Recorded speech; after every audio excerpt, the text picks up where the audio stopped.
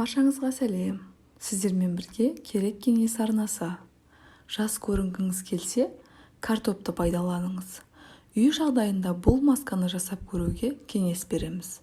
Өйткені өте оңай жасалады және барлығына қолжетімді. Тіпті картоптан басқа бізге артық заттың қажеті де жоқ. Дәл қазіргі уақытта бұл маска бізге өте тиімді. Өйткені жеміс-жидектің мезгілі емес, ал картоп әр үйден табылады. Бұл маска тек қана шикі картоптан дайындалады.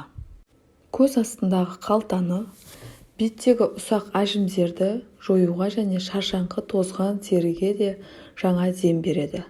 Картоп маскасын қолданғыңыз келсе, жатар алдында жасағаныңыз тиімді. Өйткені картоп маскасынан соң күн астына шығуға болмайды.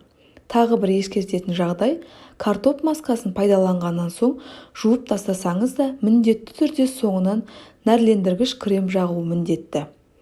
Кешкі мезгілде жасау ұсынылатын себебі күн сәулесінің кері әсері болуы мүмкін.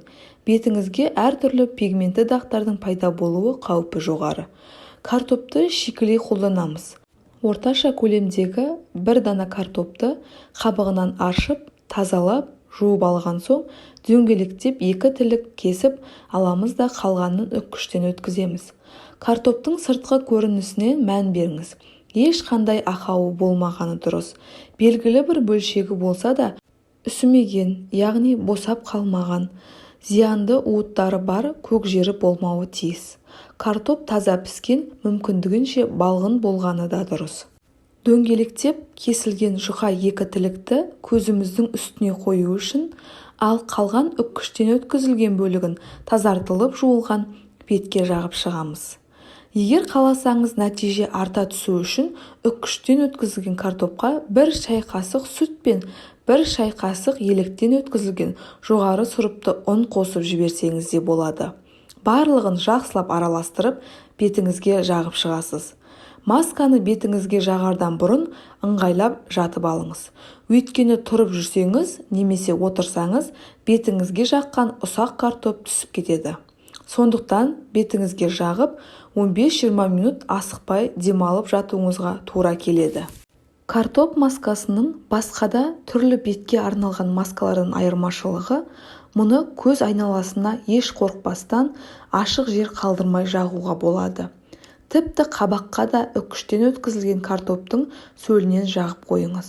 Бұл көз айналасындағы ұсақ әжімдердің алдын алуға және әжімге қарсы күресуге керемет мүмкіндік.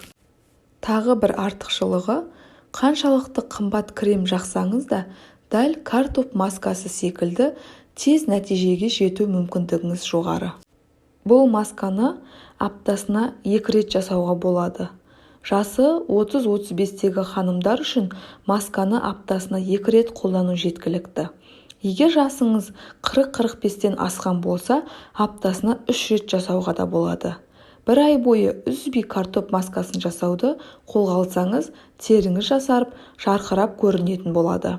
Сонымен қатар, бұл маска терінің жай-күйін таңдамайды, бетіңіз құрғақ болса да, майлы тері болса да жаға беруіңізге болады.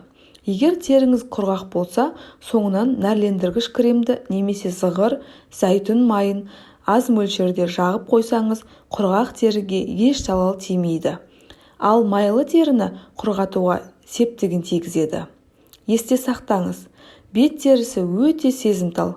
Аллергияға бейім болса, алдымен бетіңіздің белгілі бір бөлігіне ғана жағып көріңіз.